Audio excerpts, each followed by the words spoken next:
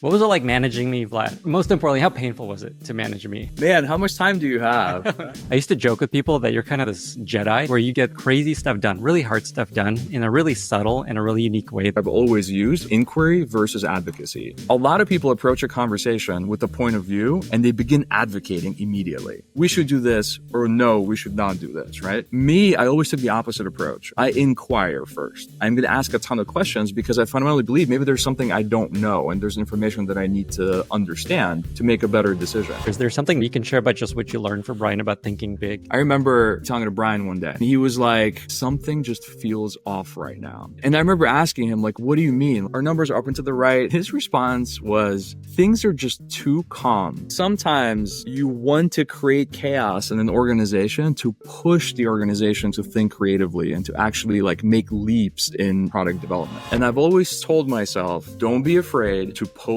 the bear. What are some skills that you believe helped you be as successful as you've been? Impact, impact, impact, impact. That's the only thing that mattered.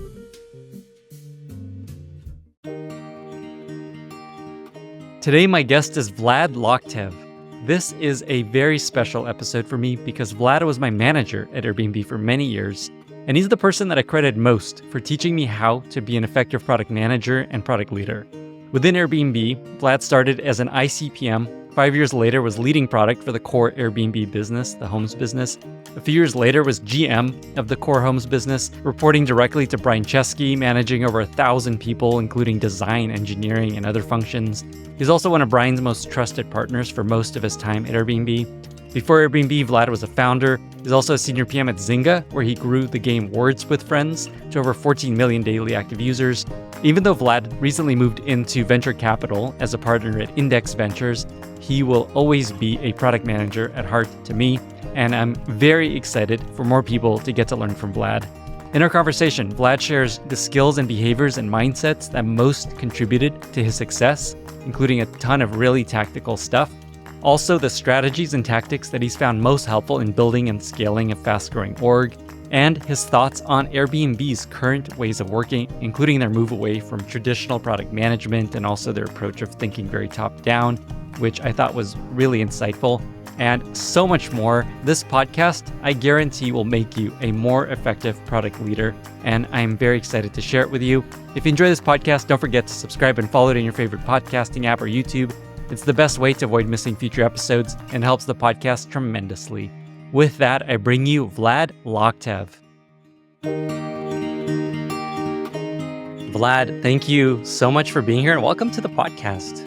Thank you. Excited to be here. I think this is going to be an extremely special episode. People will have heard in the intro that we've worked together for many years. And even more interestingly, you managed me for many years at Airbnb. I've also told you this before, but those years were definitely the most transformative years of my career, where I learned the most and the years that set me up for the success I ended up having later, and also the crazy work that I do now. So let me just say, I'm just really excited for other people to get a chance to learn from you and to learn from the things that you've learned that helped you be successful and helped me be successful. So thanks again for making time for this. Yeah, of course. Excited to be here. I mean, you were always a rock star. So you're a rock star back then, you're a rock star today. So excited to chat. I appreciate it. I don't know if I was a rock star at the beginning, and this is where my first question was going to go is, what was it like managing me, Vlad? Most importantly, how painful was it to manage me? Man, how much time do you have? No. Jokes aside, I've loved working with you, man. And I have to say, the one thing that I always deeply appreciated was that no matter how hard things were, you like always called out the elephant in the room. And so you always told me the stuff I did not want to hear. And, you know, large companies, things are growing, lots of things are happening. As a leader, you miss so many things. And so hearing actually what's happening and the reality of what you're dealing with, it was just so helpful. So I deeply appreciated that about you. Wow. I think we're just going to be a love fest, but I feel like I was able to do that because I knew you'd react well and you needed to hear those things. This episode is brought to you by Pendo, the only all-in-one product experience platform for any type of application. Tired of bouncing around multiple tools to uncover what's really happening inside your product? With all the tools you need in one simple-to-use platform, Pendo makes it easy to answer critical questions about how users are engaging with your product, and then turn those insights into action all so you can get your users to do what you actually want them to do. First, Pendo is built around product analytics, seeing what your users are actually doing in your apps so that you can optimize their experience. Next, Pendo lets you deploy in-app guides that lead users through the actions that matter most. Then, Pendo integrates user feedback so that you can capture and analyze what people actually want. And the new thing in Pendo, session replays, a very cool way to visualize user sessions. I am not surprised at all that over 10,000 companies use it today. Visit pendo.io/Lenny to create your free Pendo account today and start building better experiences across every corner of your product. P.S. You want to take your product-led know-how a step further? Check out Pendo's lineup of free certification courses led by top product experts and designed to help you grow and advance in your career. Learn more and experience the power of the Pendo platform today at pendo.io/Lenny. This episode is brought to you by Vanta. When it comes to ensuring your company has top-notch security practices, things get complicated fast. Now you can assess risk, secure the trust of your customers, and automate compliance for SOC 2, ISO 27001, HIPAA, and more with a single platform, Vanta. Vanta's market-leading trust management platform helps you continuously monitor compliance alongside reporting and tracking risk.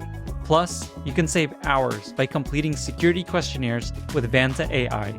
Join thousands of global companies that use Vanta to automate evidence collection, unify risk management, and streamline security reviews. Get $1,000 off Vanta when you go to vanta.com/Lenny. That's VANTA.com/Lenny. What I want to start talking about is talking through and spending time on some of the skills that you developed and some of the skills that you're essentially world-class at, in my experience, that I think might be helpful to a lot of other people. I used to joke with people that you're kind of this Jedi. They have like Jedi powers where you just get crazy stuff done, really hard stuff done in a really subtle and a really unique way that I haven't seen other people work. And to show kind of the impact that has had, your growth trajectory at Airbnb is pretty absurd. When you joined, I think we were kind of the same level, maybe you're a level above, and you're an ICPM at Airbnb. And then 5 years later, you're head of product basically for the homes business, which is the core Airbnb business. And then a few years later, you're GM for the entire Airbnb homes business, managing 1,000 people, designers, engineers, research, marketing, and all these functions. So I want to spend a little time on some of the things that helped you get to that point. Let me just start with just a broad question. Yeah. What are some skills that you believe helped you be as successful as you've been? And they could be skills, maybe behaviors, maybe mindsets that helped you be successful. Well, first, thank you for that introduction. I'm a work in progress, so there are many things that I am constantly working on. I think for me, like when I reflect on my journey at Airbnb, it was more about the mindset rather than any kind of like skill. So, for example, my main mindset was impact above everything else. So like impact. And that's the only thing that mattered, like basically my entire career. And so I woke up every day and I asked myself two questions, basically. Number one, what are the highest priorities for Airbnb today and over the next like 3 months? And then two, what can I do to actually make a meaningful dent in those priorities? Like what impact can I have? And I always made sure that whatever I worked on was very aligned with a top priority for the company. And I would say, if you find yourself in a situation where you're not working on the top priority of the company, like you should probably get a different job, because it's at the end of the day, you're spending so much of yourself and so much time at your job. You might as well really go for it and work on the hardest thing you can find. And somebody's like willing to give you a shot, to build something crazy. And so for me, like I always thought about what is the hardest thing that I can work on and how can I drive the biggest amount of impact? Now, oftentimes it's, figuring out the priorities is relatively easy there's typically clarity around what you have to focus on, whether it's expanding a team and really like building out a specific team, whether it's growth rate or focusing on the product quality or like closing deals and closing sales. You can typically figure out what the priorities are. It's oftentimes very hard to figure out how to make impact. and like what impact even means. And so for me, like my motto there was always just learn the drivers of the business. So put like your day job to the side for a second and just immerse yourself in understanding why certain behaviors exist on the product that you're working on, right? Can you influence that behavior? Like what, if you do X, what will happen essentially? And I spend a lot of time actually blocking off like on my calendar, just time thinking through the drivers with the question of what are the drivers that are going to have the most impact for the business.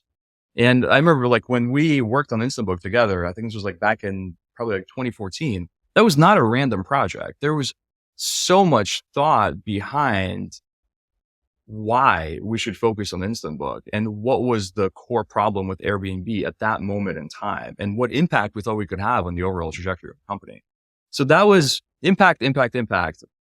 Always just my motto, I guess. Let's actually spend more time here because this is such like not only have I seen you do this well, I've also seen the impact this mindset has had.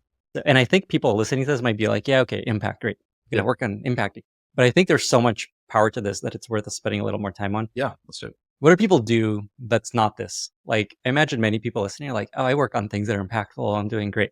What is it that you see that's not this? I think when a company matures, I think there is, it grows, many more people join the team, the company gets bigger. At some point, a lot of people are working on similar things. Then teams start to form, then the entire departments start to form. And pretty quickly, I think a lot of people begin to realize that you yourself are not in control of many things and you actually depend on what other people do. Right.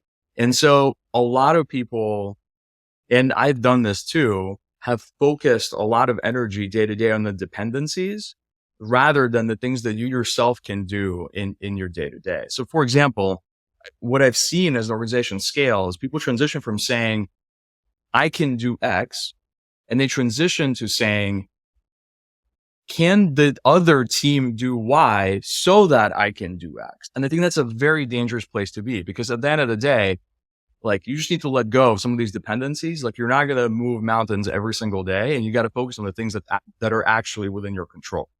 So again, it's more of a mindset shift.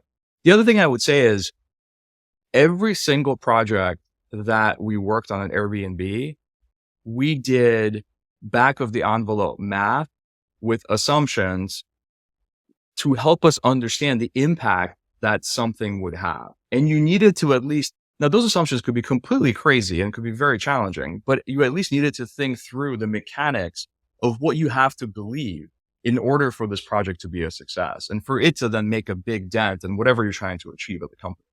So every single thing we did had that behind the scenes. And we spent a lot of time on this to make sure that we were focused on the right things.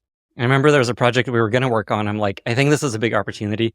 Here's all my thinking on it. And what I didn't have is here's the lift this could potentially drive. Yeah. And so what you did is you just created this flow chart of all the levers of the business. And then like, okay, you're talking about this sub lever here. And if you move this 10%, here's the impact on the potential business. And you're right, it is actually a big opportunity, but this is how you want to show it. Yeah, totally. The other thing I'll say is also equally important is saying no to a lot of things. And it's actually really hard because, we are basically trained and conditioned to say yes, right? Like you go to school, you follow the rules, like you listen to your parents, you don't want to disappoint people. And so when people ask for help, you help, right? And you want to be a really good teammate.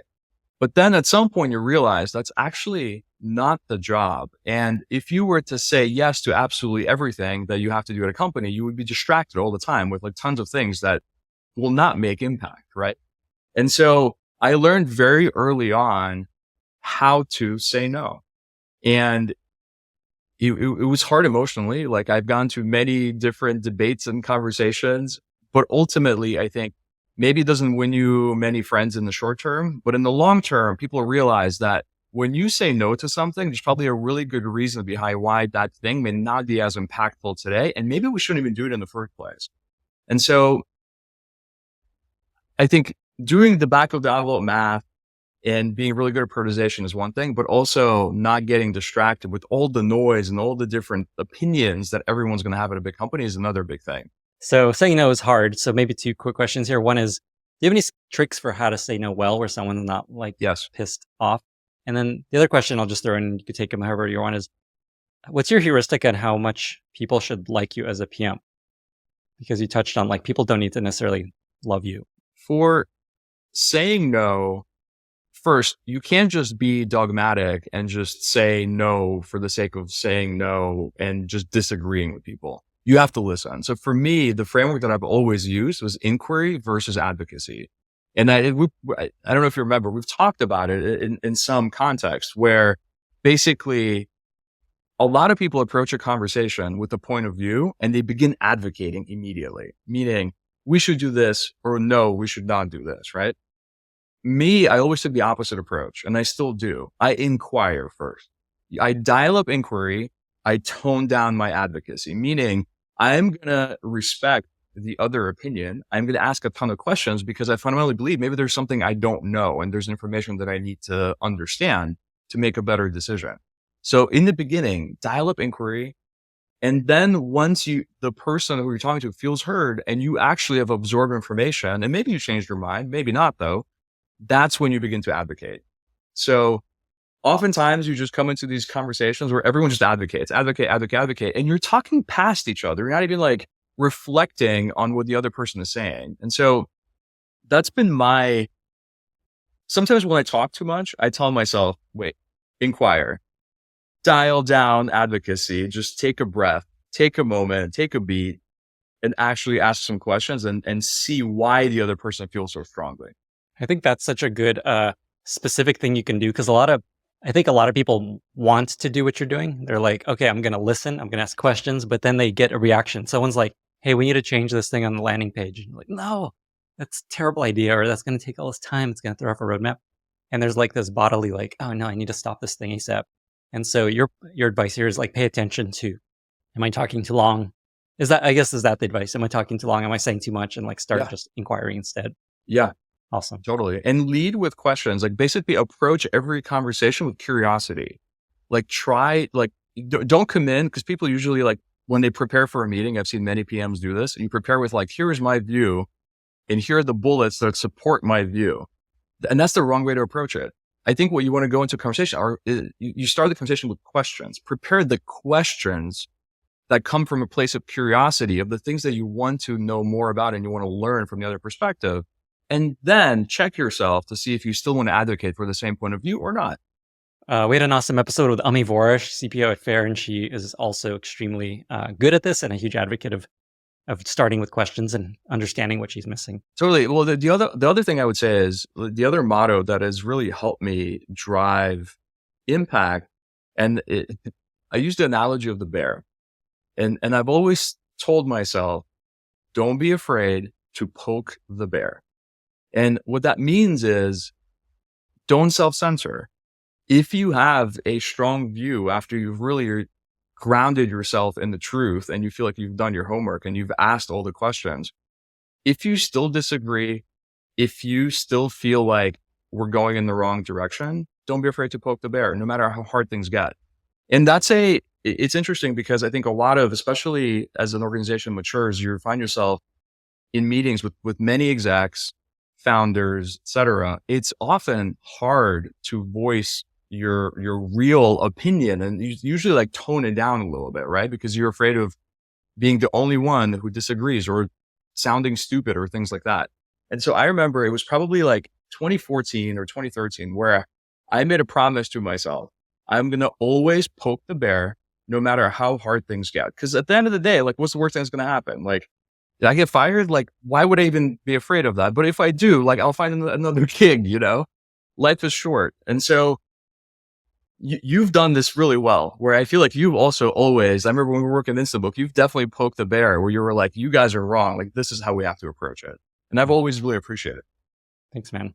Is there an example of maybe working with Brian where you poked Brian and like, no? Yeah, absolutely. I mean, I've poked the bear many times. And by the way, I've been humbled many times. It's not like I poked the bear and I like rightfully poked the bear. Sometimes I learn stuff and I realize I was wrong. a couple examples that come to mind. Like one, I remember having these debates with all like basically senior leaders at Airbnb, just about every couple of years, actually, around how much supply should we have on the platform and what kind of supply should be on the platform. And there was one school of thought where we needed basically, that school of thought represented the view that we needed all supply out there to be on our platform, regardless of if it was a person hosting, it was a vacation rental, it was a hotel. We just needed all supply on the platform, right? I came at it from a very different perspective where I felt like that wasn't actually our mission from the very beginning. And although I understood that in the short term, the numbers like probably would go up and you would choose growth, but at the same time, like that wouldn't in the long run be a point of differentiation for us. Right. And so I had a very different point of view, and it was very hard in that conversation. Everyone's excited. Everyone seems to be aligning around the point of view to be the voice that's like poking. And this is like, nope, let me share why I think maybe we should go in a different direction. And it's when I remember like telling myself that I am here to surface and share information that will help the group make a decision. That's what gave me peace of mind to actually like poke the bear and be able to surface the things that I've seen. I mean, the other thing is when we were working on the instant book change from request to book to instant book, right, for the entire marketplace, that was very challenging. And I remember getting up on stage in front of the entire company and explaining why, like, this is actually good for humanity, like literally those words. Many people disagreed, and it was not an easy thing to do, but had to be done. And one thread that I've noticed across all these things and noticed working with you is it's not like just making a case for something you could disagree with. It's showing the data that will convince them they are wrong or here's what they're missing. It's not like a speech. It's here's the data, and asking them what data would you want to see to convince you this might be not as you think. Totally. I think I remember like doing a Q&A with the whole company on the instant book topic. This was a very long time ago, but I still remember where instead of, again, advocating for a point of view, I just asked all the people that were concerned, like what their main questions were. And then we just tackled them one by one and we would talk. And there's just something very disarming when you embrace the questions, you embrace the negativity, and you have an open mind that maybe there's some things that you missed and some things that you didn't consider. I love that. Okay. There's so many little nuggets already through this that I just want to come back to and make sure people take away. Of how to be more successful and this is not just as a product leader, this is just as a leader in any company. So the first is advice around thinking about impact above all else. And the very simple heuristic that I wrote down as you're talking is ask yourself, what are the priorities for the company? How can I impact these priorities?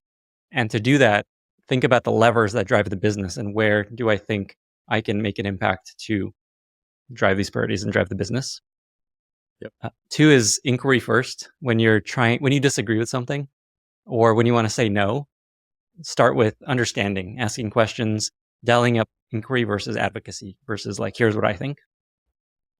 Poking the bear, which is really fun, just like this idea of don't be afraid to disagree with someone in power. And your advice here is disagree with here's data you may not be aware of. Here, have you seen this? Hey, check this out. Or what is it that would convince you you're wrong? Yeah. And then is there anything else I missed? Otherwise, we'll go on to more. I think that's great. I mean, don't poke the bear for the sake of poking. Mm-hmm. Share the information that you think will be helpful to make a decision. Cool. Anything else? Any other things you've found to be really effective in helping you succeed?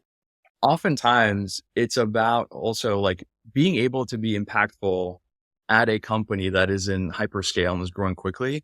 A lot of it is actually just psychological. So it's not like there are these like core skills that sure, like you got to have some baseline skills, right? But a lot of it is day to day regulating your mind. And it's so easy to get lost in the sea of projects, the sea of priorities, the sea of opinions. And like I said before, dwell on the dependencies, right, that exist between teams without actually asking yourself like what you can do in the moment to make an impact. And for me, like I've actually used 2 tools which some of them you may remember that have helped me. The first tool this is again purely psychological to help my mind. It's the serenity prayer. So the serenity prayer goes something like this: grant me the serenity to accept the things that I cannot change, the courage to change the things that I can, and the wisdom to know the difference. So that prayer was so powerful for me that I actually wrote it out on a piece of paper and like on Post-it notes, and I would read that thing like every other day. And it would help me just take a step back from the day to day and just like put into context what's actually important. And again, what is in my control today and the things that I can actually do. So that highly recommend. Did not know that. The other one, which you may remember, is the shit bucket. I do remember that. So the shit bucket was a visual analogy where I would take a piece of paper, and some of it actually wasn't as visual. It was like real. I would take a piece of paper. I would write down something that wasn't going well, perhaps a dependency, perhaps a project, perhaps a meeting that I was going to have that I knew I was going to be frustrated, or maybe like we didn't even decide to go the way that I deeply felt passionate about, right? I would write it down. I would crumble the piece of paper and I would throw it in my like shit bucket, basically. And the rule was once I threw something in the shit bucket, I couldn't take anything out of the shit bucket. So I would not dwell on the things that I just needed to let go of, So this was a very powerful tool that like, I'm a perfectionist. Like I just deeply care about many different things and I have a hard time letting go. And so for me, it was just a reminder that I need to let some things go and focus on the things that matter. Mm-hmm. And I remember, even going into one-on-ones with my direct where I would sometimes lead, like I could tell, the PM is like a bit frustrated about how things are going. And one of my first questions would be, what are we throwing in the shit bucket today?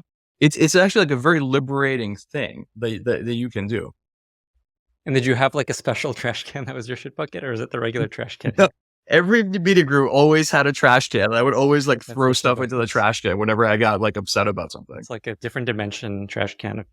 Yeah. Shit bucket. Is there something you remember throwing in that shit bucket that would be an interesting example or story to share? I remember there was one person who I deeply wanted to hire, who I felt was just phenomenal and would be such an amazing addition to the team. And I tried and tried and tried for a very long time and I just failed. I just could not get that person to join. And at some point it became like counterproductive and I had to like let go and literally just like wrote like, okay, getting this person into the company. I'm like, this is not going to happen. I got to move on at this point. Just threw it in.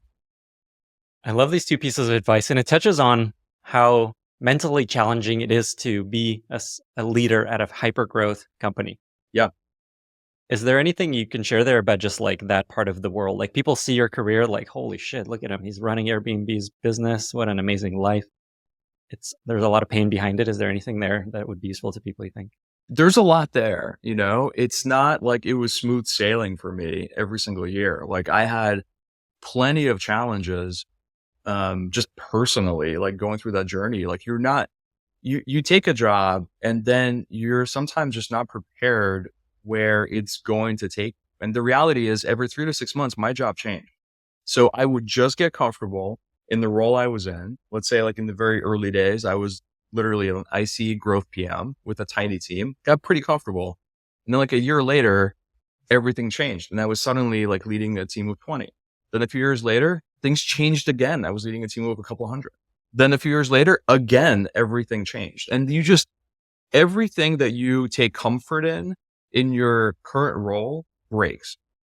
The process breaks, how you hire breaks, how you spend your time breaks, the projects you work on, everything breaks. And you got to reinvent yourself. And that is very hard to do. So one thing that I've learned is like, you got to ask for help.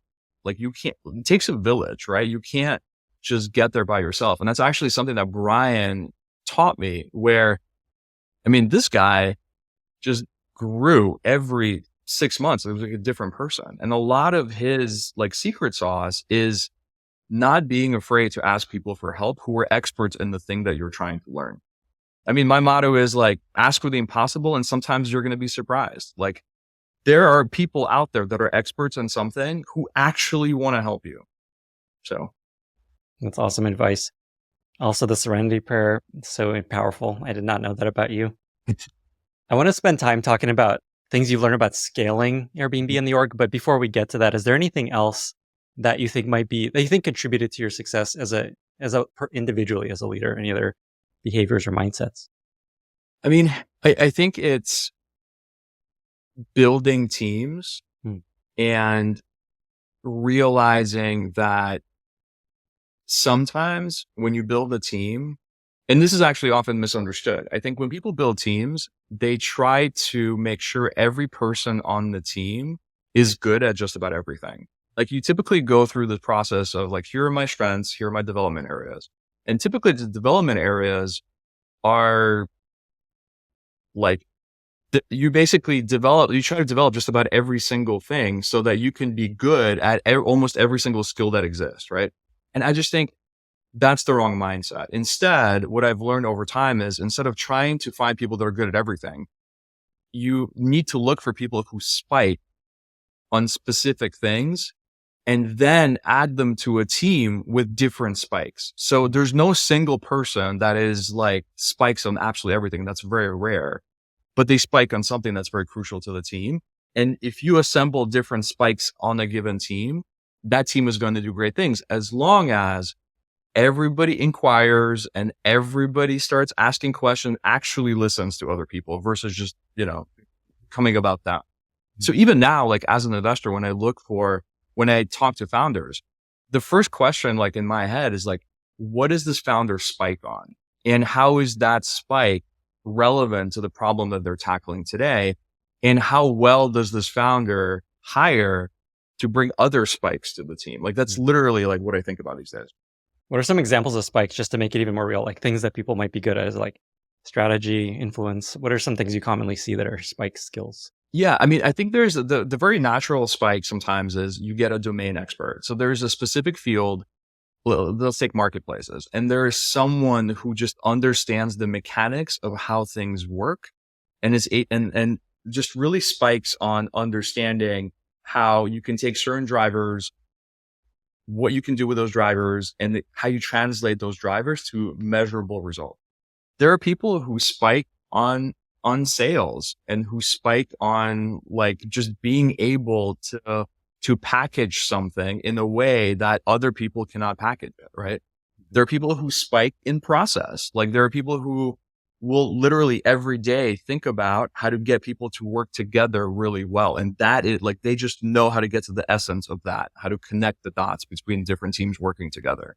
Some people are really great at product design. Like, I've seen quite a few founders actually who can tell you immediately about what kind of interface is going to resonate with people and what kind won't and why, So there's just some examples, but there are many dimensions here. Awesome. Okay. As a last question along these lines, Yeah. I'm going to share a few other skills that I noticed you're incredibly good at. And how about just pick one that resonates with you and share some thoughts on how to get better at that and why that's important? Mm-hmm. One is influence. You're an incredibly strong influencer. You get a lot of stuff done that I think people will be like, how did he do that? I have no idea what he just did. Another is you're very good at keeping a very high bar. That's one of the things I learned from you, is just the importance of keeping a very high bar and spending more time on stuff. That's something I remember from you. Just like, spend a little more time on this doc, make it a little bit better, refine it a little bit more. So that's two. Another is just getting stuff done and focus while also avoiding the limelight. You're not like, you try to not be in front and center. Like, you haven't done any other podcasts. I don't think you've written a Medium post. I don't know if you've tweeted. Like, you try to just get stuff done behind the scenes and not get attention from everyone. So maybe those are a few. Is there one of those you want to spend a little time on? Yeah, I mean, first of all, thank you for saying that. Some of those resonate for sure. I think the getting stuff done and being hyper focused on the job is it's something that's really important. I mean, at Index here, we also say, keep the main thing the main thing. And just like in investing, same thing in operating, you gotta focus on the actual job versus like all the other things that you could potentially be doing. So to me, I remember when I was actually hiring product leaders, And there's some product leaders would do lots of different engagements outside of the company, whether it's investing, advising, speaking, attending conference, all those things. And they were huge red flags to me because it was clear that this person, there was just something missing in their day to day. They didn't try to put them, like all of them, into the thing that they were doing. And so for me, like it's really important when I hired people to hire people who were incredibly mission driven and would dedicate every ounce of energy to keeping the main thing the main thing. Yeah, I talk about this on Twitter and LinkedIn, this idea that people see people like me and other PMs tweeting, sharing wisdom, and they're like, oh, these are the best PMs. They know so much. But in reality, the best folks, you as an example, like I spend zero time on Twitter or LinkedIn. They're just doing the job, trying to show great impact, trying to make a business successful, trying to build great products.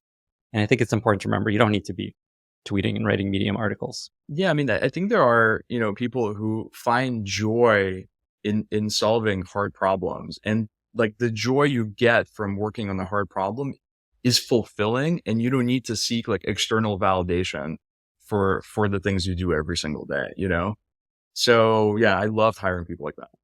Let me zoom out a little bit. So we've been talking a lot about the skills that you built and the mindset that you built to be successful individually, but also you managed large teams. You helped scale Airbnb massively through hypergrowth.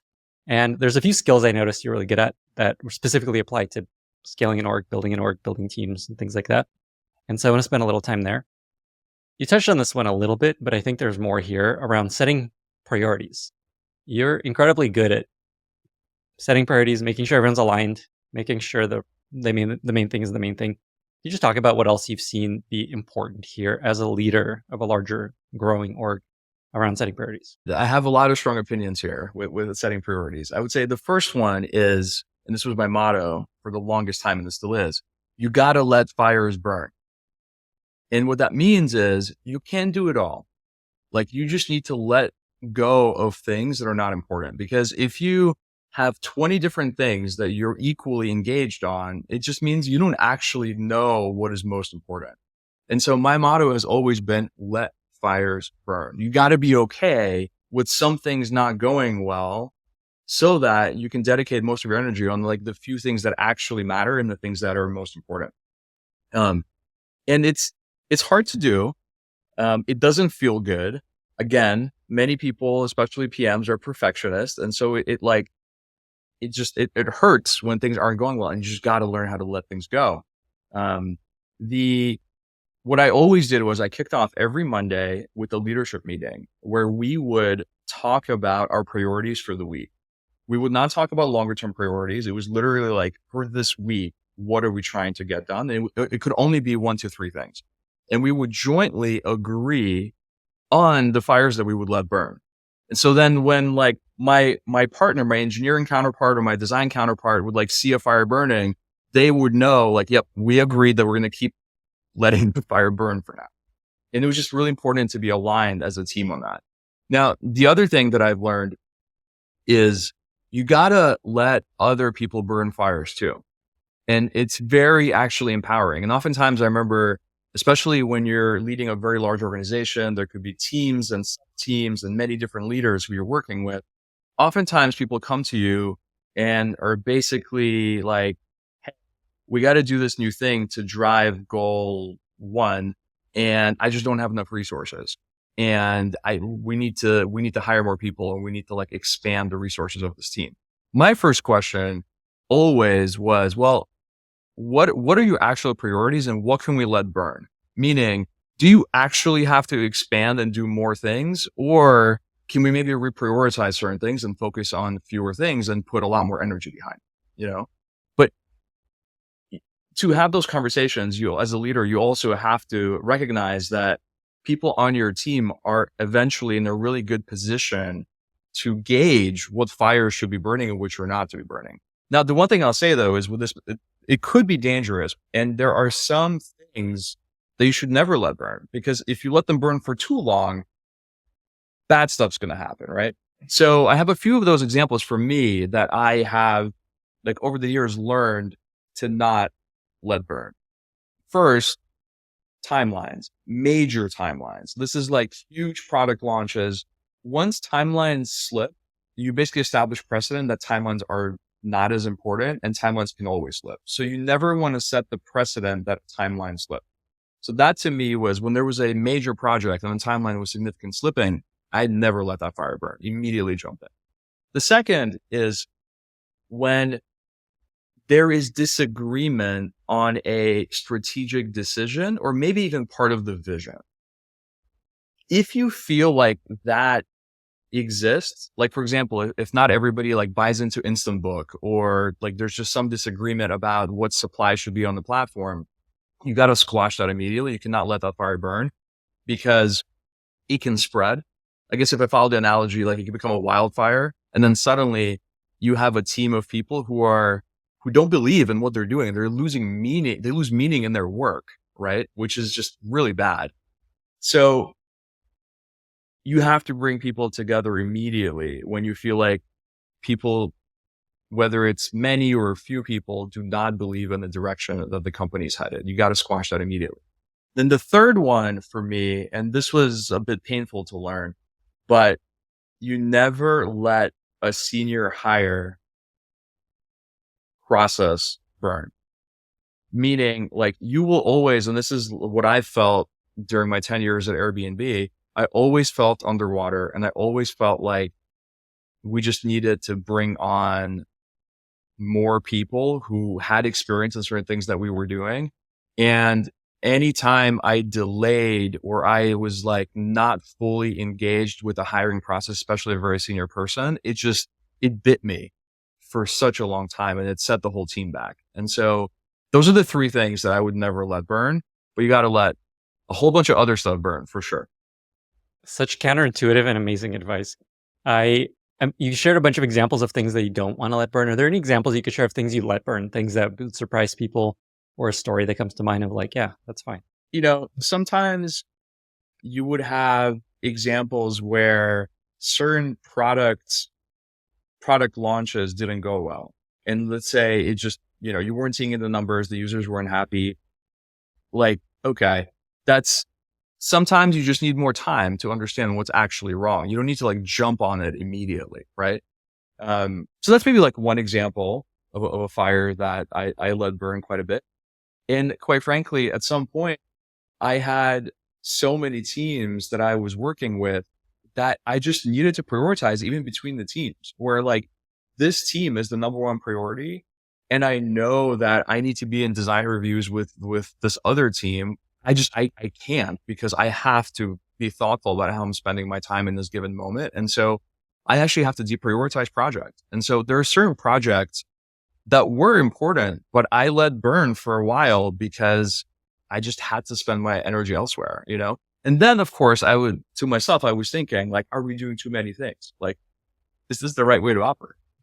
I think this is really useful for someone that say is an ICPM on a team that's wondering why the hell our team is just wasting our time. We're building all this stuff. It's not working. Why isn't anyone doing anything? Why aren't they giving some resources? Why aren't they prioritizing? It's because they know there's many other problems they're dealing with and they're letting this burn for now.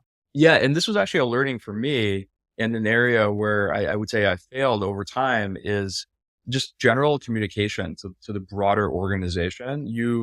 When you rise really quickly, you tend to underappreciate, or I did, just how important it is to communicate what as a leader you're spending your time on and the areas that you think are the highest priority right now. And so eventually I started doing a lot of all hands and I started sending like the weekly thoughts from Vlad or just like my random musings on what's in my head. And I realized that sharing that context with people is just so important. People actually want to hear from you. And it's good to over communicate and it can help people understand certain things about their day to day. I know that didn't come naturally to you. I mentioned that you kind of like to be behind the scenes, under the radar, not in the limelight. So I could see why that wasn't something you were doing initially. Yeah. Is there anything more you can share there about what you learned about why that's important? Like why spend time there? What happens if you don't? Everybody wants to find meaning in their work and everybody typically wants to understand the reasons behind a decision. And it's important to share, to take like I've done this myself where you just like make a decision and you like move on and you go on to the next decision. And it's actually so helpful if you take like 10% more energy and time to now bring everyone along around why a certain thing was decided, because it's going to help them just themselves make better decisions, because now they have a lot more context about how this decision was made and they can learn from that moment. Mm-hmm. So that's partly why it's important. I mean, for me, it didn't come naturally to me. I'm like a pretty, I don't know, I'm a deep introvert. Like I shy away from many different things, and it had to be a learned thing. I think you're also a really good example of something I talk about here and there is you can be really successful in very different ways. I'm also introverted. I think we're similar on the spectrum of colors or what thing with personality test we did. And you've been really successful. You can also be incredibly successful as a very extroverted person or someone that's very analytical. And I think you're a great example of someone that's more reserved and doesn't want to, and is introverted, as you said. Yeah. And I think it's important for people to know you can be incredibly successful as a PM, as a huge leader from that place. This episode is brought to you by Eppo. Eppo is a next-generation A/B testing and feature management platform built by alums of Airbnb and Snowflake for modern growth teams. Companies like Twitch, Miro, ClickUp, and DraftKings rely on Eppo to power their experiments. Experimentation is increasingly essential for driving growth and for understanding the performance of new features. And Eppo helps you increase experimentation velocity while unlocking rigorous, deep analysis in a way that no other commercial tool does. When I was at Airbnb, one of the things that I loved most was our experimentation platform, where I could set up experiments easily, troubleshoot issues, and analyze performance all on my own. Eppo does all that and more, with advanced statistical methods that can help you shave weeks off experiment time, an accessible UI for diving deeper into performance, and out-of-the-box reporting that helps you avoid annoying, prolonged analytics cycles. Eppo also makes it easy for you to share experiment insights with your team, sparking new ideas for the A/B testing flywheel. Eppo powers experimentation across every use case, including product, growth, machine learning, monetization, and email marketing. Check out Eppo at geteppo.com/Lenny and 10x your experiment velocity. That's geteppo.com/Lenny. Okay, so just to summarize the lesson we just talked about mostly is let fires burn. Basically, don't feel like you need to solve every problem as you rise in the ranks. And I think this applies even if you're not the top of the org, even if you're manager of managers, even if you're manager of nobody. Yeah. Maybe the other thing I'll mention, and like as I reflect on setting priorities and just like working, and I think a big lesson for me is that chaos is good. Chaos is actually great. And sometimes you want to create chaos in an organization to push the organization to think creatively and to actually like make leaps in product development. And so, I mean, I kind of, as I reflect on my life, I like cleaning up messes. I like when things are very organized. I liked when there's just like there's a lot of clarity on how things are put together, right? And it's very, chaos is scary, right? And I think that that's just very natural for a lot of people for chaos to be scary. But I've seen examples when just a bit of chaos is so helpful. Just to give you an example, I remember me talking to Brian one day and he was like, "Hey, I just don't feel good. Like something just feels off right now." And I remember asking him, like, "What do you mean? Like our numbers are up and to the right. Like we're shipping quickly. Everything's great. What do you mean? Like, what are you unhappy with?" And his response was, "Things are just too calm. I don't like it." And I was like, okay, what do you mean? Like calm is great, right? Like I operate in calm. And, he then picked a project that he thought was important. I think it was actually host onboarding at the time.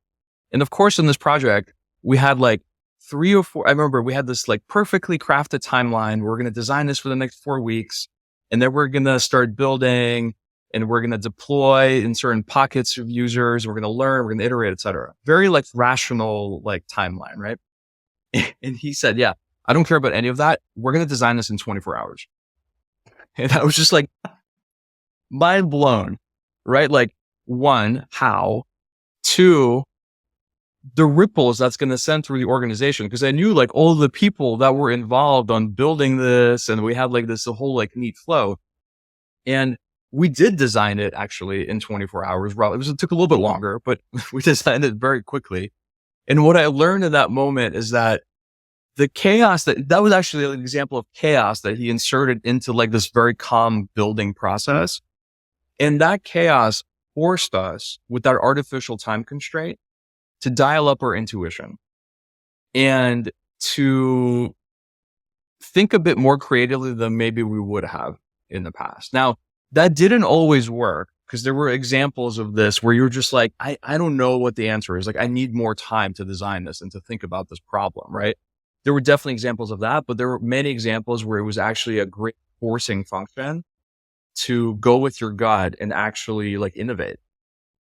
That's an amazing story. And it reminds me of something else, just to take a quick tangent here, is Brian's incredible at just asking people always, okay, that's a great goal you have there. What would it take to 10x that goal? Yeah. He like gets to the FP&A projection. He's like, great. Okay. How do we 10x this? And I found that to be really scary, but also really effective in helping people think a lot bigger. Is there something there you can share about just what you learned from Brian about thinking that big? I think it's less about hitting the goal. I think a lot of people, when they see really big goals, they immediately like afraid of the goals because they think, oh my God, I don't know how to hit this. If we don't hit it, what happens? And you start thinking about all the downstream consequences. The reality is it's not about hitting the goal. It's about thinking how to hit the goal and going through the journey of that creative journey of like, what does the world need to look like for this to be true? This like crazy goal to be true? Like, how should we think about it? And oftentimes it pushes you to test extremes, right? When the whole world is going to operate this way, or nobody in the world is going to operate this way, versus like something in between. And usually it's when you start testing the extremes that you begin to like realize like, oh, you know, this is the path that we should actually take.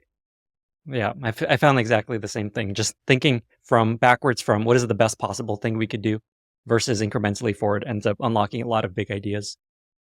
Something I imagine is in people's minds as they hear some of this stuff, like designing something in 24 hours or thinking 10x bigger, is like, I don't want to work that way. That sounds incredibly stressful. That sounds like I don't want to. That sounds really hard. You mentioned that this isn't necessarily for everyone. Not everyone needs to work at this company or work this way. There's part of it is hiring, is finding people that want to lean in, to work really hard. Other people don't. Is there anything there of just like, this is actually really hard and it's not for everyone, but it's also ends up being successful and you end up having a good time a lot of times afterwards?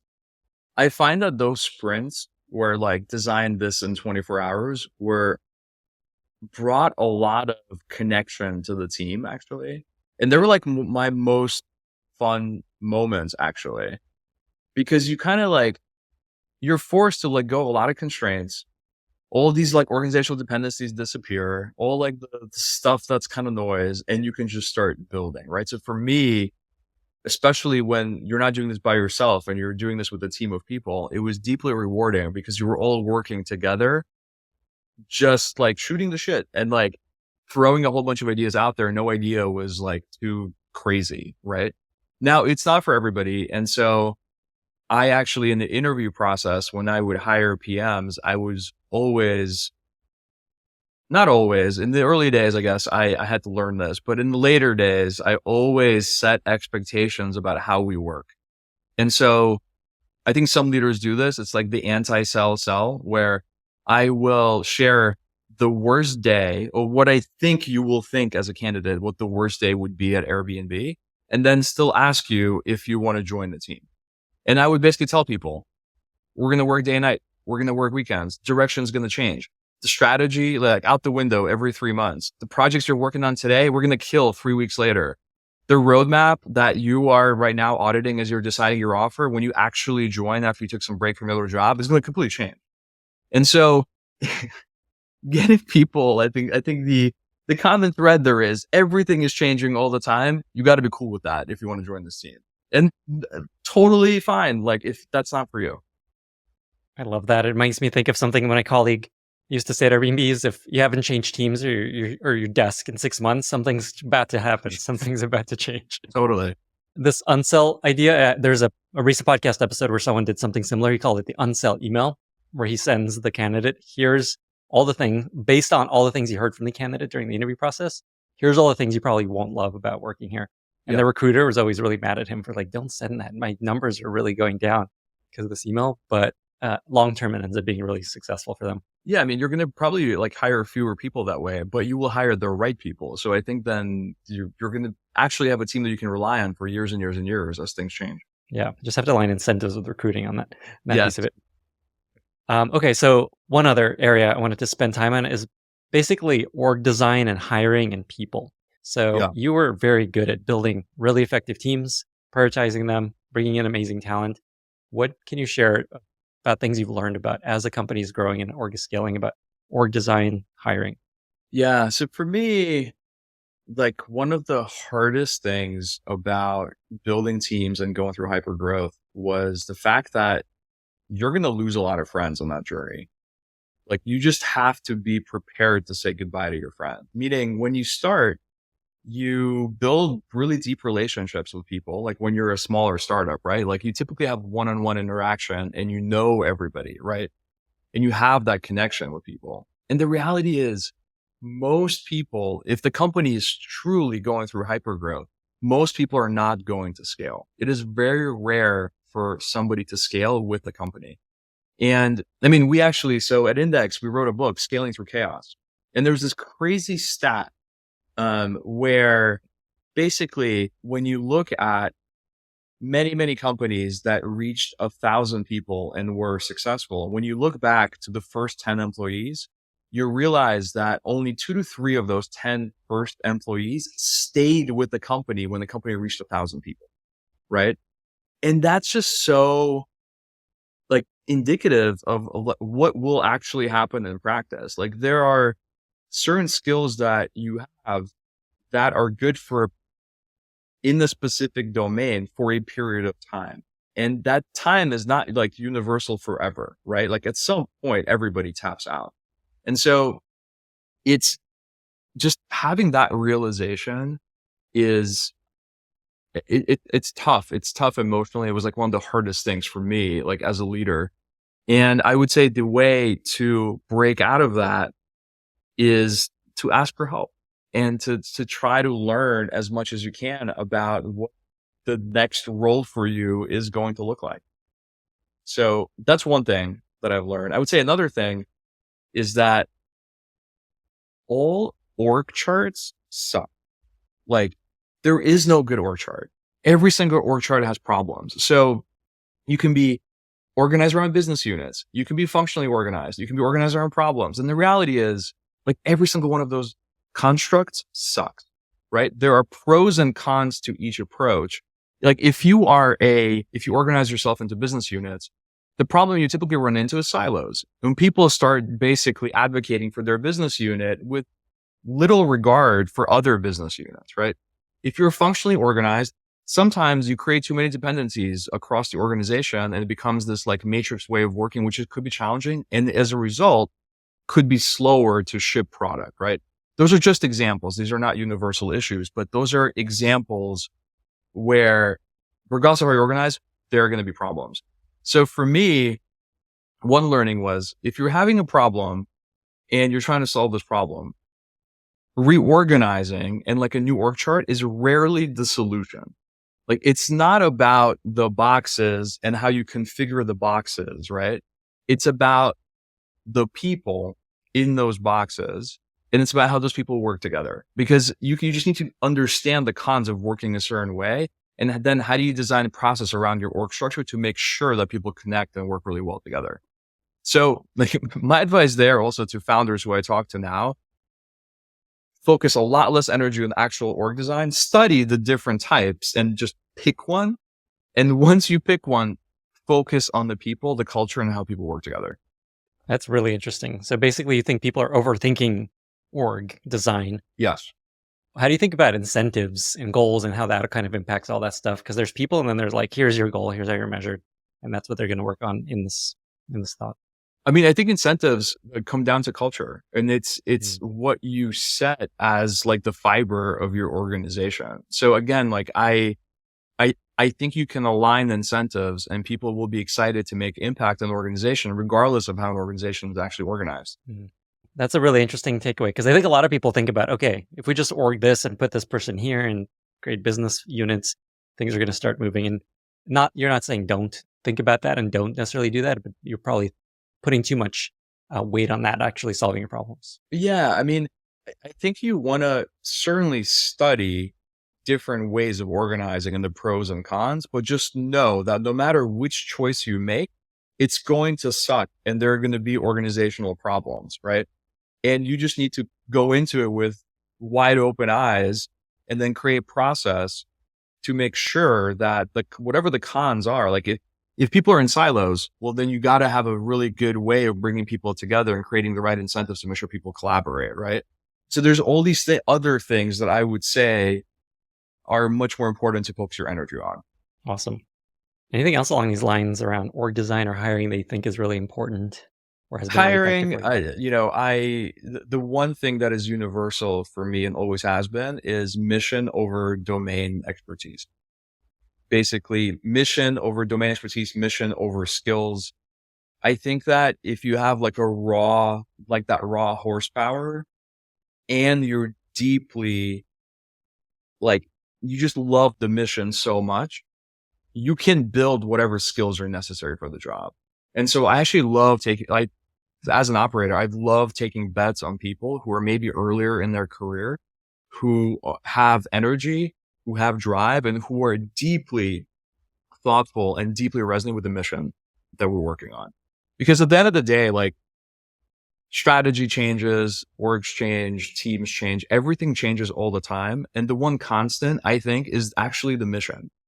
And when shit gets really, really hard, when your company almost collapses like we did during COVID, the thing that gets you through those hard times is the mission. If you don't have mission, if you don't believe in the mission, you lose meaning in your day to day and you start to disengage from the company. So I think that's actually the most important thing. So what I'm hearing there is potentially if you're just hating it at your job or you think it's just not going anywhere, it might be that you don't actually care that much about what the company's trying to do in the mission. And maybe there's not a lot that can change for you to actually be happy there because you don't actually care. Yeah. Fascinating. Something that I wanted to come back to real quick. A lot of your advice comes back to impact, impact above all else, drive impact, focus comes back to what is the most important thing to do. Something that I think about a lot is how do you be successful within a company? And one of the levers is go to a place and a team that is driving impact. Do you have any advice there around just where you are best suited to be successful within an org, kind of coming at it from where impact is most happening? I mean, I always thought about it as the combination or almost like this Venn diagram of there's one circle, which is all the different priorities that are important. Then the other circle are your strengths and where you spike. And the intersection of the two is the place where you should be, right? And sometimes you're not quite there at the intersection and you're kind of gravitating towards that intersection. You're building a specific skill that you're already naturally pretty decent at, but you definitely want to double down on it as you're learning more about the priorities and there's a match there. The worst thing I think you can do is just sit in a job where you're not being impactful, you're not working on the top priority, and you're just kind of wasting your life. Our time is short on earth. You might as well wake up every day and work on the hardest thing you can, where you can truly, based on who you are and the spikes you have, make a dent in whatever is going to happen, right? That, and also have the serenity prayer ready to go when things get really hard. Yeah. Okay, so what I want to do right now is summarize many of the things that you've shared before we get to talking about Airbnb today and Brian Chesky's approach to product. I guess before I try to summarize stuff, is there anything else you think is important skill-wise or behavior-wise that we haven't touched on? I think we've done a lot. Okay, cool. So I'm going to this is almost Vlad's guide to being a successful product leader. I don't have it all summarized here yet. I just have a bunch of notes, but I thought it'd be fun just to try. So one is, and the way I would think about this as you're listening to this is, what can I do to be more successful as a leader in a company? And this is all kinds of stuff that I 100% agree with is effective. So one is impact above all else. Think about what is the company prioritizing? What is important to the business? How can I drive impact there? And to do that, think about the levers.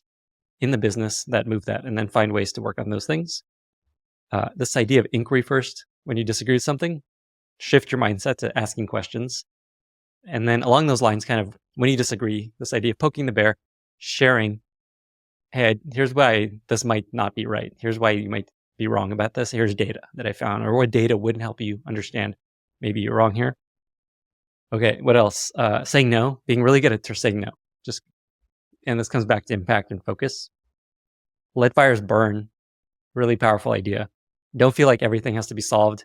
I'm similar to you where I feel like I need things in order and clean and organized. And so this would be very hard for me. But such a powerful lesson of just, it's okay if things aren't going great. And I love your advice of align with your team on, we will let these things burn for now. Anything you want to add, by the way, as I'm going through this? No, gotta let everyone be a pyromaniac. Leads to great things. Awesome. So along those lines, embrace chaos. Let things be chaotic sometimes, because some of the best things come out of that. And as you shared, Brian sometimes just introduces a little chaos to get people out of their safe world a little bit. This idea of a shit bucket, if things are just like, I hate this thing and it's not going well, I'm just going to throw it in the shit bucket for now. And that's just how it's going to be. And I'm going to move on. So I could focus on impact and important things. Amazing. Okay. What else do we have here? So many little notes here. Be prepared. So as you're organizing teams, be prepared to lose friends that you had at the company as you rise and as you have to do things that maybe they're not aligned with or happy about, that are helping their career. All org charts suck. Nothing's going to be amazing. Don't over focus on the org chart and focus on the people and the culture. Oh yeah, the mission above all else. Just like if things are not going well, it might be people aren't aligned with the mission of the company. Yeah. Okay.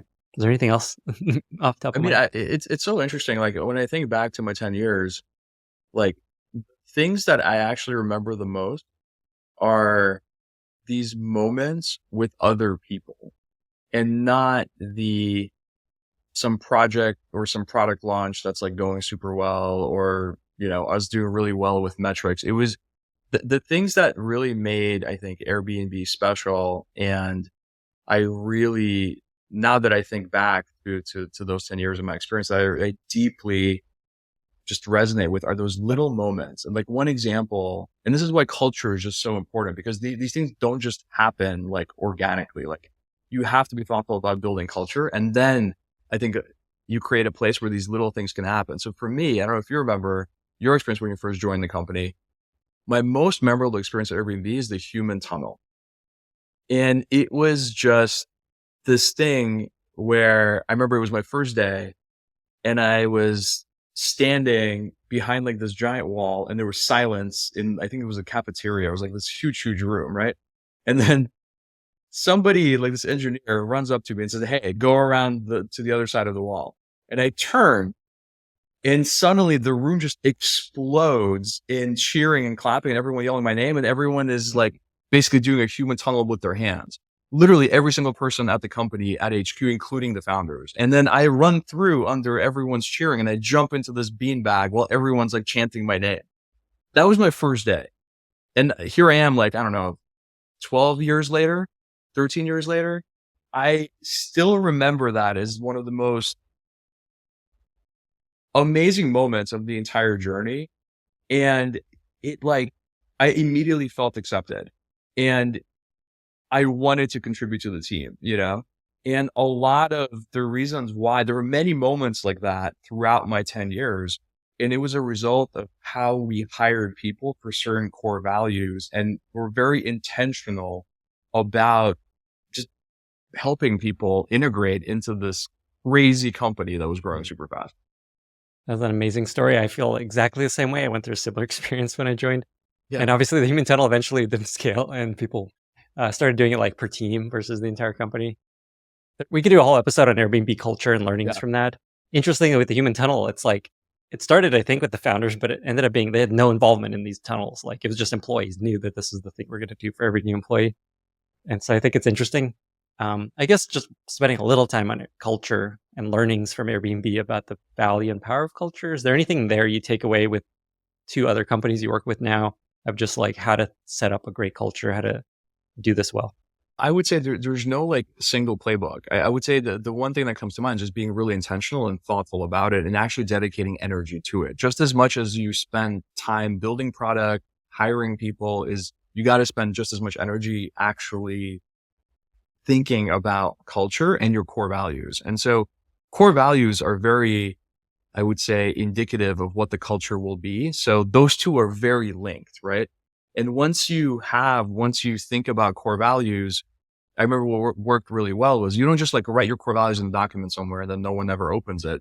You need to, the key is, regardless of what the core values are, you want to make sure that those core values are prominent in just about every single thing that you do, right? So when you hire people, you hire for certain core values. And at Airbnb, we had core value interviewers up until, I mean, my entire tenure, basically, even when we had thousands of people already at the company, when we were hiring people, everybody had to pass core values interviews. So it was very ingrained in how we hired and what we looked for. Then even performance reviews and promotions, no matter how much impact you made, right? No matter what you did, if you were not also exemplifying core values, you didn't get promoted, right? You didn't get to the next level. And so even in our performance conversations, those core values were very present in the day to day. And then of course, they were also printed everywhere. They were just like physically everywhere all the time. So like, I felt like every single person around me always knew what the core values were. And so that's my biggest advice. It's like, don't copy some other company's core values. Instead, just be intentional about what matters to your organization, and then make sure that those core values are freaking everywhere, part of every single process. Otherwise, like no one's going to care. Just to reinforce what you're saying, I've been gone from Airbnb for 5-6 years now, and I still 100% remember the core values. I'll go through them real quick. Be a host, be a serial entrepreneur, which is serial as in the serial story of Airbnb. Champion the mission, and simplify, although they tweaked that one or they cut it, right? And then embrace the adventure. Embrace the adventure is my favorite. I love that one the most. See, years later, like you still remember. Exactly. Every frame matters was the other one they decided to cut out because they realized something they learned about core values that I thought is really interesting is they shouldn't be aspirational. They should be who you actually are. Yep. And so there's a period where the founders are like, we're not actually amazing at this thing, so let's just remove it from the core values and reduce the ones we're focused on. Yeah.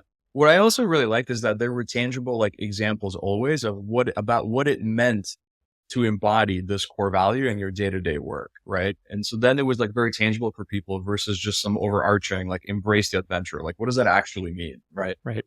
And then just to make sure people get this point you made about this core value hiring team, which is really unique. I don't know if anyone else does this, is there's people trained to interview in core values, and they were like a specific volunteer team. And that part of the interview process, one of these people came in and they interviewed for core values, which was meant to represent what the founders were looking for initially.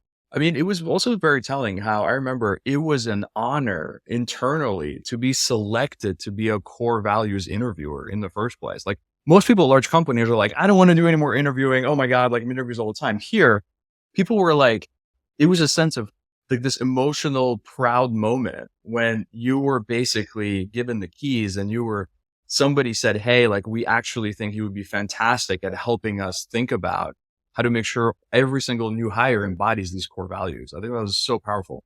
Amazing. Okay. So we could spend an entire hour on the culture of Airbnb and all the things we've learned there.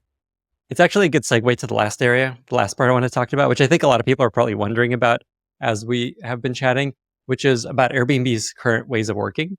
So we had Brian Chesky on the podcast, most popular episode of the podcast, turns out. And he shared his approach to product, which a lot of people were like, that's unique and different, and I don't necessarily want to work that way. Other people are like, this is amazing. This is exactly how I want to operate. And so I'm going to make my company work this way. The way he described Airbnb is it kind of moved from bottom-up, experimentation-driven to very top-down. We're going to have one roadmap. I'm going to be involved in everything. Product managers are now product marketing managers, and all these things that I think people are like, wow, that's really new and interesting. You actually worked through a lot of that. You went through that transition. I think technically you're a product marketing manager when you left Airbnb. Okay. So you're a really good example that you reported to Brian during this time. Yep. Thoughts now that you're removed from Airbnb on that way of working, pros and cons, right for everyone, maybe not right for everyone. How do you think about this stuff? Yeah. So first, I guess let me zoom out of like, from Airbnb for a second, and then we'll go into the concrete details of what Brian said. I don't think you should copy another company's ways of working. Like, the reality is, it is how a company operates is so unique to the founders, to the leadership team, to all the employees, and the domain, potentially the moment in time, because like how companies operate also evolves sometimes over time, and just certain like different ways of operating might be needed. Right. So I wouldn't just copy someone else's way of operating. Even like at Airbnb, it was just very interesting for us. It took us a long time to figure out how to operate, right? And we did it for a long time, explain and give clarity to people of how we should even operate in the first place. Because so we hire people from Facebook and Amazon and Google and like Netflix, like every Apple, like every company, right? And every person would come in with their own preconceived notions of how they want it to work. And oftentimes those opinions differed. And so because we never actually stated like the Airbnb way for a very long time, sometimes it would be chaotic, right? And like people wouldn't know how to operate. And then you go from team to team, teams would just operate very, very differently. And that was a problem. So I think here the lesson for me was not necessarily like there is one way to like every company should operate like this way. And it's much more about picking an explicit way to operate and then voicing it to every single person so that everyone has clarity on how to do their job. I think the worst thing is like people just don't have clarity on how to do things day to day. They don't know how to drive impact. And they're just like, what am I doing with my life? You know? So that was kind of one lesson. Now, specifically, like double clicking into Airbnb and like where we moved. So I think one of the things that Brian mentioned was being top down, right? I actually think top down is this construct that has negative connotations associated with it quite a bit. And is often, at least in the context of Airbnb, I think misunderstood. Like what people think top down, and I've had many of these conversations with folks, right? So most people think, oh, there's a leader here in an ivory tower sitting somewhere, divorced from the team, making a whole bunch of decisions, right? And everyone else is like powerless and can't do anything. That's not actually a reality, right? Of top down. Now, in that room where we made many of the hard decisions with Brian, the reality was he asked a shit ton of questions, right? Again, he didn't advocate in the beginning. He would come in with tons and tons of questions and he would listen. And of course, sometimes like he would disregard certain things that he heard because he had very strong conviction in a different direction, but he listened.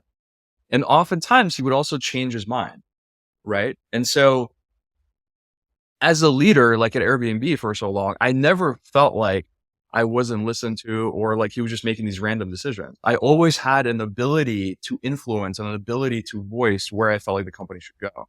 So like, yes, he made a lot of decisions, but he made sure he was informed in those decisions. And then many of us were contributing to all the information he needed to make a decision, which is then also why he wanted every leader to be in the details.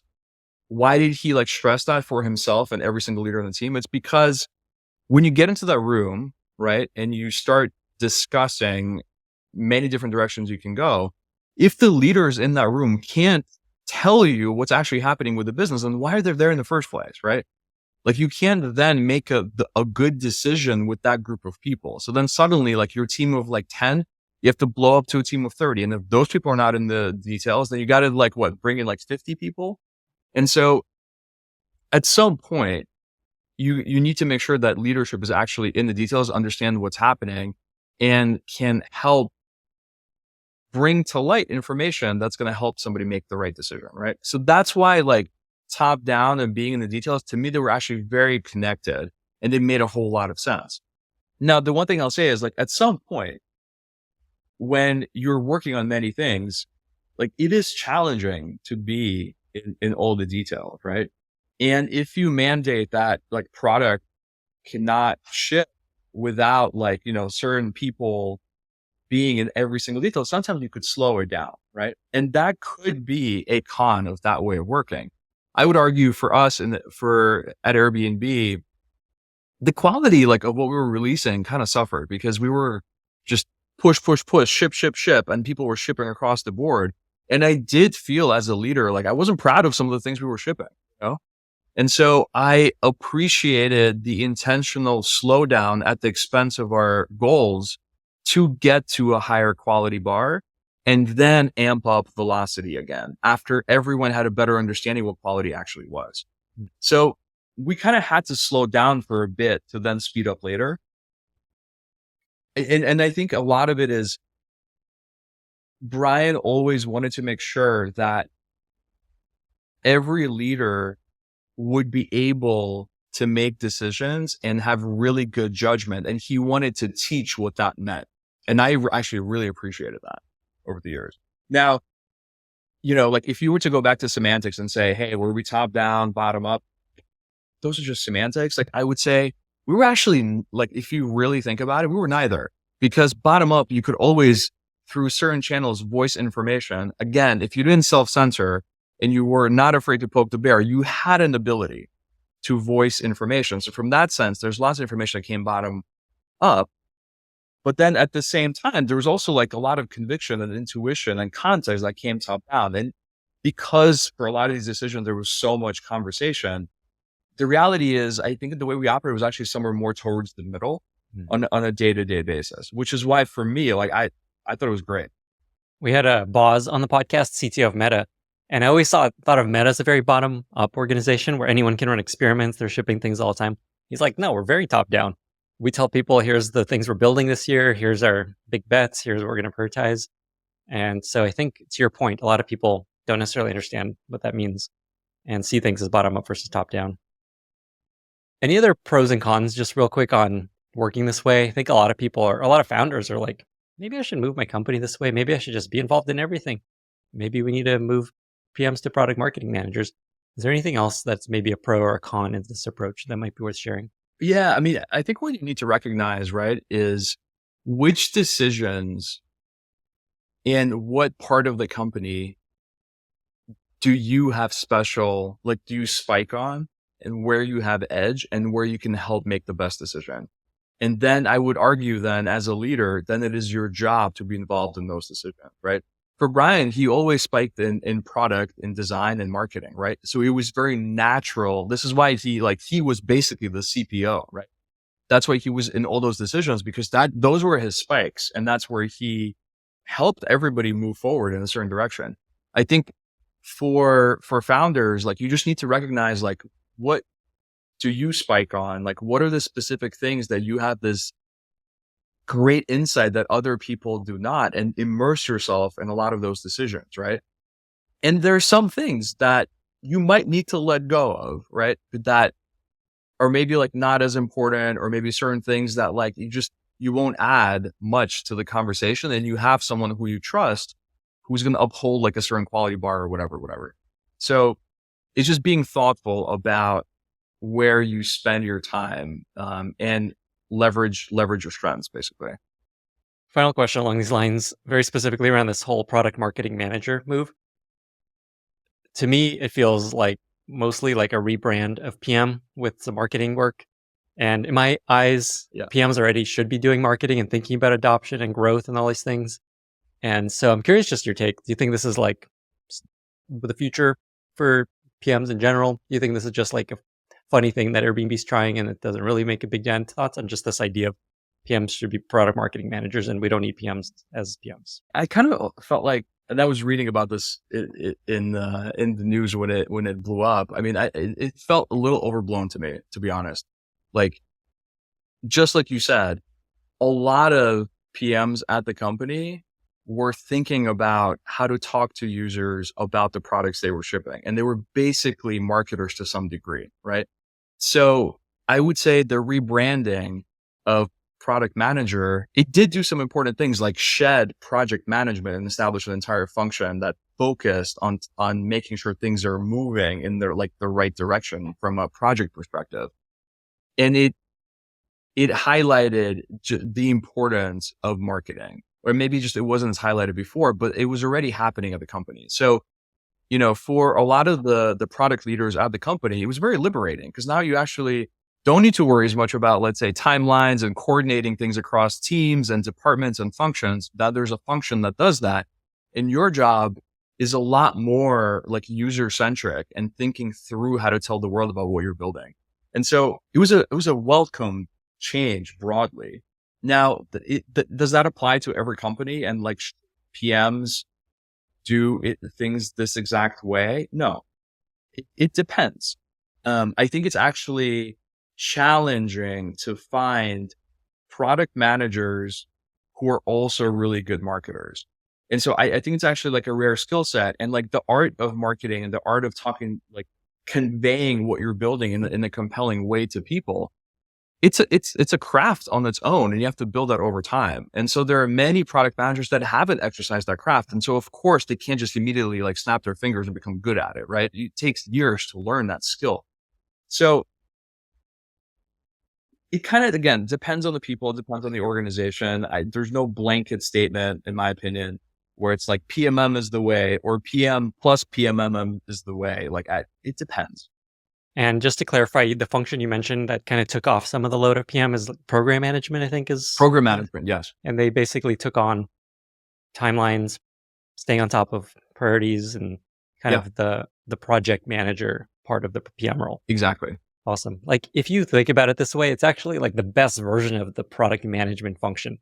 Not dealing with like the project management and thinking about the product, the experience, the launch, the marketing, the growth. Yeah. So it's pretty. I mean, we had many product managers like internally always say like, oh, we feel like we're doing very tactical work. We want to be much more strategic. And like, boom, like this change actually makes the job significantly more strategic. Yeah. If you weren't doing that already. Awesome. Okay. I'm glad we spent time on that. One last question before we get to our very exciting lightning round. We've talked about so many things that have gone really well. You're an incredibly successful leader, person, PM.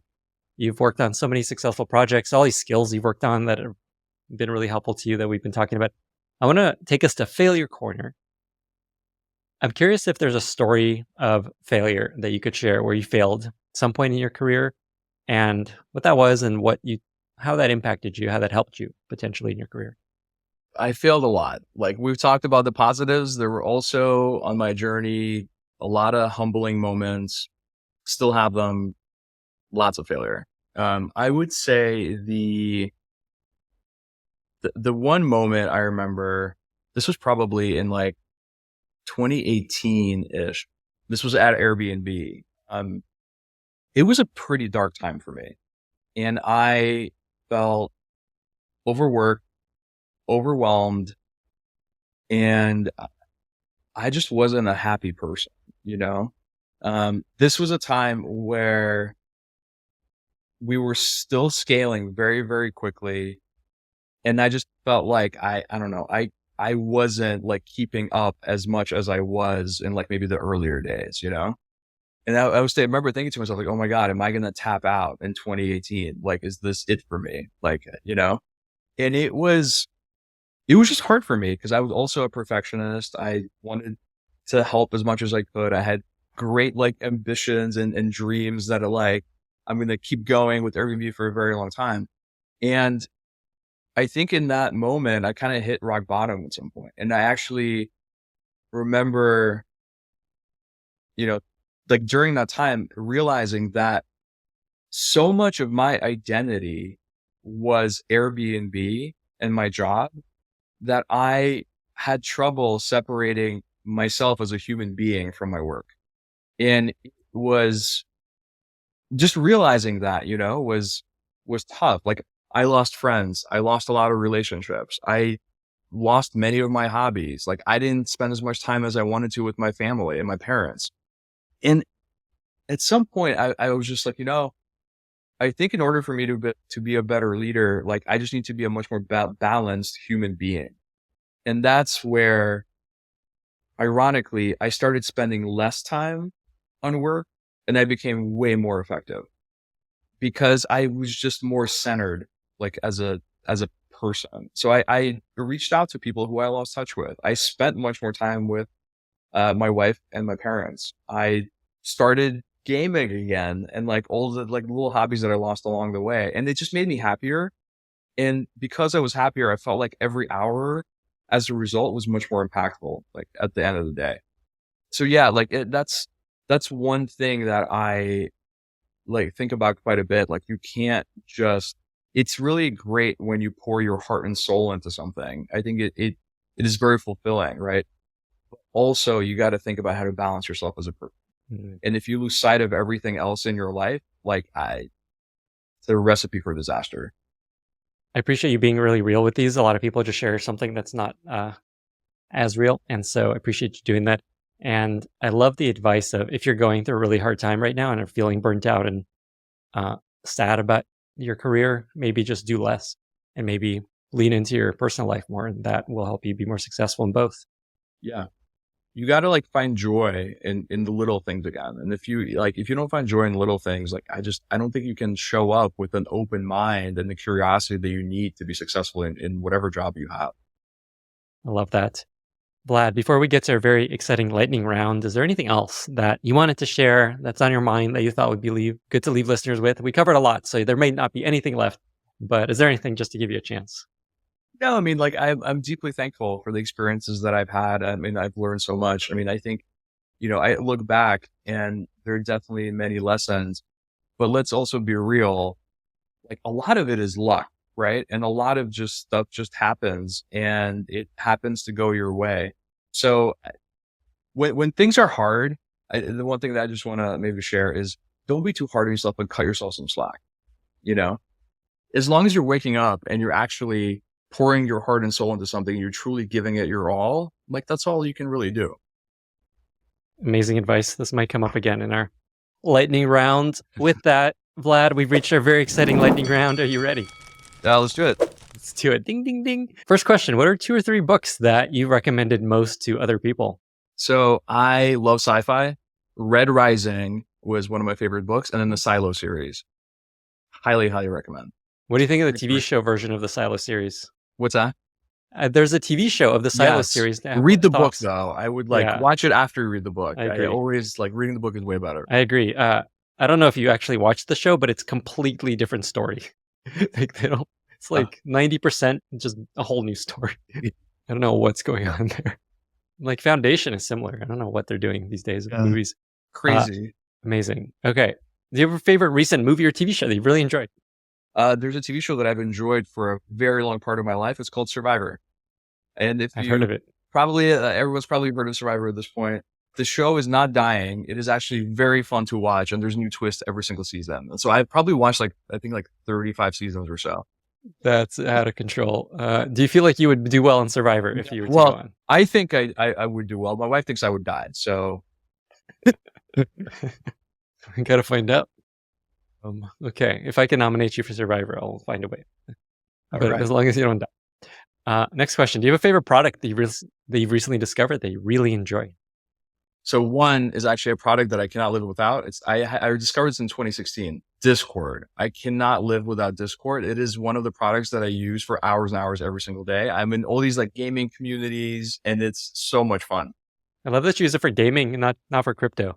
Just chatting with players and actually hanging out. Yeah, love Discord. The product that I recently got introduced to is a game. It's actually a pseudo board-ish game called Gobbler.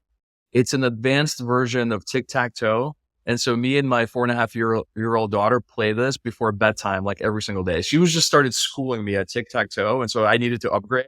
Gobbler, if you haven't played it, adds a new dimension where pieces can gobble other pieces. It's almost like playing in 3D a little bit. It is super fun to play. Wow. It's funny that she was schooling you tic-tac-toe, which my understanding is you just tie all the time. It's amazing that she found ways to keep beating you. Yes. I think that says more about me than, I don't know. Okay, Gobbler. Next question. Do you have a favorite life motto that you often think about, repeat back to yourself, share with friends or family, work or in life? You never know. And it's a very simple motto. And what that means is, to me, even when there are things with low probability, shoot your shot, take a chance, take a leap. Sometimes you're going to be surprised at how things turn out. Beautiful. Final question. A tradition at Airbnb is to ask new folks a fun fact about themselves, which is always a hard question on the spot, but I'm going to ask you anyway. Is there a fun fact about yourself that would be fun to share? Well, I kind of shared maybe a little bit of it. I absolutely love Survivor. And so I have tried to get on Survivor multiple times, and it is actually my dream to get on that show. So if anyone out there watching who happens to cast for Survivor, like, I am here, I am available, and I will probably not do very well, but maybe I'll be entertaining. I don't know. So this is your casting video right here. This is it. All right, Survivor people, let's get Vlad on. I think you would kill it. I could see you. This is all the skills we've talked about. I think would be incredibly. Just let I don't know how to start fires though. Let him near the fire. Oh my God. Vlad, this was amazing. I'm so happy we did this. What a special episode. I think for everyone that listens to this episode and goes through it all, is they will, I guarantee they will become a better leader in so many ways. And so I'm really happy that we did this. 2 final questions. Where can folks find you online? And who would you want to reach out to you? What kind of folks are you working with these days? And then finally, how can listeners be useful to you? Hit me up if you want to chat on LinkedIn. I'll respond and we can like grab a coffee or Zoom or something. I mean, I'm an investor now, and like I love spending time with early stage founders. A lot of those early stage founders actually happen to be product managers at some point in their career. So I just like love chatting with folks about the problems they're facing or the ideas they have when they're thinking about starting a company. So yeah, if you're tinkering with cool things, like hit me up and would love to chat. And there's a segment, is there a segment of startups you're most focused on, just for folks to know? I bet on people. So for me, like that was always one of my learnings. Like I love meeting people that take me into a whole new dimension that I didn't even think was possible. Now I do love consumer because a lot of that is my background. And so I try to focus on consumer, but at the end of the day, I'm focused on people. And so I go into many different directions where people take me. Awesome. All right. And how can listeners be useful to you? If you want to chat, hit me up. Cool. Help you find really cool startup opportunities to invest in. Yeah.